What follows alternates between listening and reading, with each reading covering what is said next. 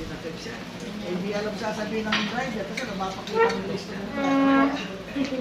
Ano ka lang, bilang makialam. Sir, balata mo sa akin. Sarap tanong.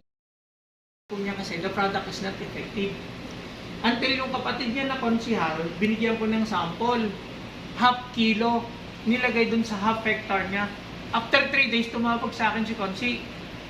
Sabi niya, Tonis, itong produkto mo nilagay ko, Sabi niya, naglumot yung buong bukid ko at gumanda yung palay.